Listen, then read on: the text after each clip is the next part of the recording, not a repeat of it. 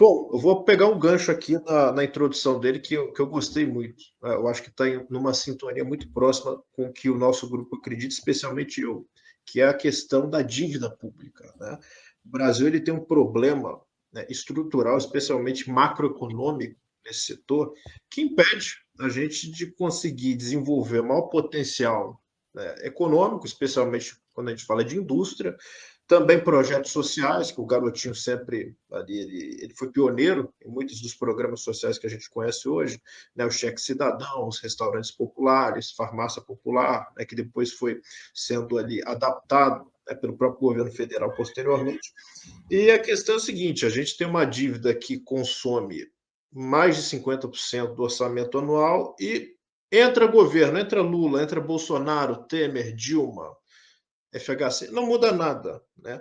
Eu queria saber dele o seguinte: o Getúlio, quando ele assume em 1930, ele chega a fazer uma renegociação, né, da nossa dívida. Falam ali que ele fez uma auditoria, não foi uma auditoria no aspecto formal, ele fez uma negociação que teve até um documentário que foi feito na Fundação Leonel Brizola, que ele aborda isso, né? Ele fez uma renegociação, uma limpeza, tinha alguns títulos podres e algumas dívidas que já tinham até cessado, que vinham desde a independência da Guerra do Paraguai, e ele renegociou, abaixou a taxa de juros e afins. Eu queria saber de você, o que, que você acha, o que, por exemplo, se o Garotinho amanhã assumisse, quais medidas que você acharia mais assim, práticas para poder resolver essa questão?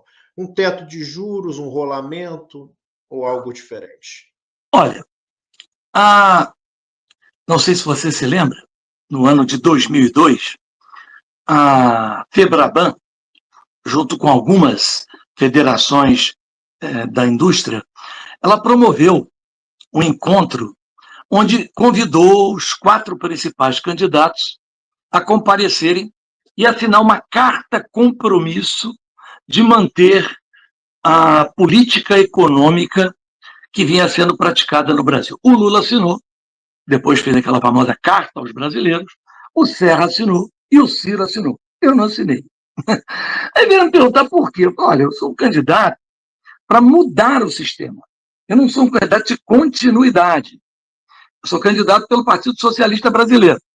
Então, não tem cabimento eu ganhar para continuar a mesma coisa. Eu até estranho que o PT, né, através do seu candidato, o Lula, à época, assine essa carta. Mas eles assinaram. E ficaram reféns, como já era de se imaginar. Eu fui o único candidato que não aceitei dinheiro da Febraban, né, por eu não ter assinado. Eles me convidaram depois, na Febraban, como convidaram os outros candidatos, para explicar o meu modelo econômico que eu queria, né?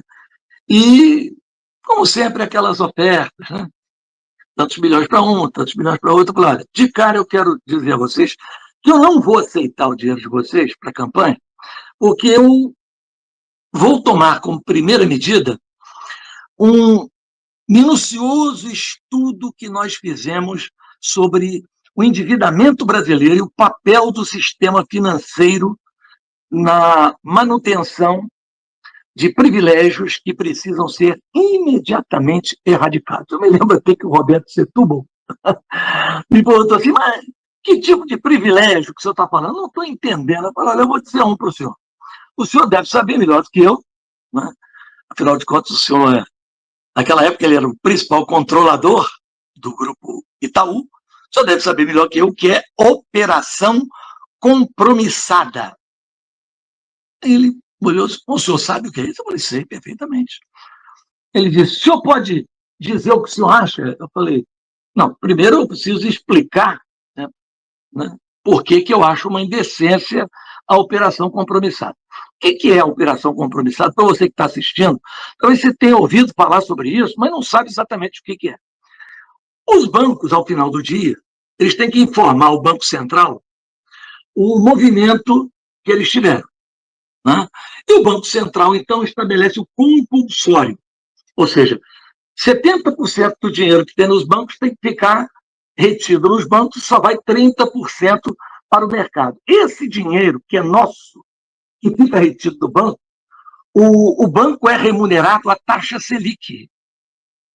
o nosso dinheiro. Isso é operação compromissada. Isso não existe em lugar nenhum do mundo. Para o dinheiro, para o banco não emprestar o dinheiro, o governo paga ao banco para ficar com o dinheiro parado. E a gente sabe que, na prática, esse dinheiro não fica parado, né? O banco informa contabilmente, mas o dinheiro não fica parado. Aí ele tomou um susto e disse assim, não, mas isso é uma quebra de compromisso. Falei, compromisso até agora, por isso que eu não quis assumir compromisso com você e continuar, porque isso é imoralidade. 70% do recurso que circula pelo sistema bancário, né, é remunerado pelo governo para ficar parado na mão de vocês. Vocês ganham para não emprestar dinheiro. Teoricamente, porque muito dinheiro em circulação geraria inflação. Essa era a tese que continua prevalecendo até hoje. Ficou meio espantado, aí um falava no ouvido, pô, esse cara aí, pô, né? Negócio meio estranho. Mas, segundo, eu não acho que calote seja bom para o país, né?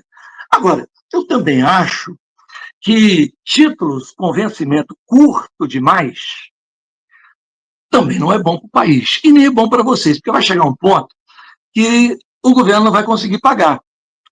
Então, o que eu proponho é que nós estudemos nas mudanças de plano, né? Do plano Collor, do plano Bresser, do plano, enfim, do plano cruzado, do plano real. A gente estude nessas conversões se não houve nenhum tipo de erro na contabilização dessas moedas, porque negócio de corta zero daqui, corta zero de lá e tal. Aí, o senhor não acredita no Banco Central? Eu não acredito, porque todo diretor do Banco Central, quando sai de lá, vai trabalhar no banco privado.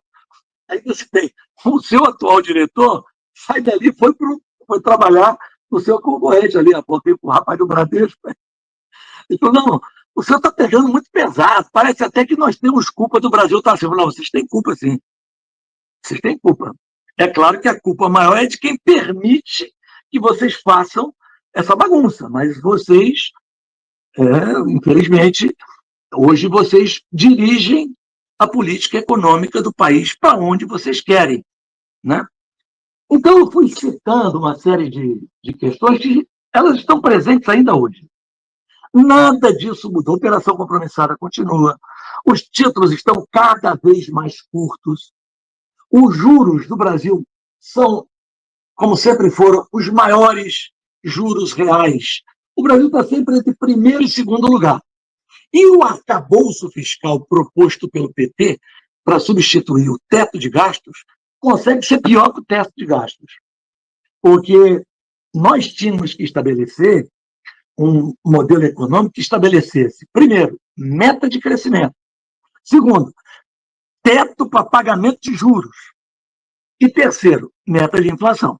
Agora, você quer botar só meta para inflação, meta para superávit primário, o país não vai crescer. Ou se crescer dentro desse modelo, vai gerar um processo inflacionário grande, porque a produção do país, né, não consegue suportar a demanda, porque o dinheiro que o Brasil gasta erradamente através dos seus órgãos financiadores deveria estar financiando o quê?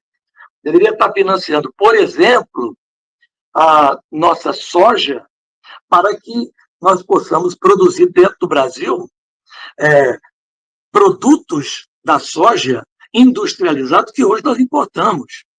Deveria estar financiando a nossa atividade cafeicultora, para que o café que nós exportamos em grão, ele saísse industrializado aqui do país. Deveria estar financiando a fabricação de fertilizantes, porque hoje um dos pontos altamente negativos da nossa balança comercial é a importação de fertilizantes, embora nós tenhamos um país que é super produtor de alimentos e temos que importar o que é mais importante para esses alimentos, que é grãos. E, curiosamente, nós temos uma produção de petróleo e o fertilizante, basicamente, tem dois ingredientes principais, o petróleo e o potássio. Nós temos a maior reserva de potássio do mundo que não usamos. exportamos o petróleo e depois importamos os derivados de petróleo. Ou seja, isso aqui parece uma escola de samba atravessada. Eu não sei se vocês mineiros aí e catarinenses entendem bem o que é uma escola de samba atravessada. É quando ela entra na avenida, uma ala está cantando uma coisa, a outra está cantando outra, o samba está atravessado e ninguém se entende. É o Brasil. Entendeu? A nossa política econômica, ela está toda atravessada. Não se tem um plano, né?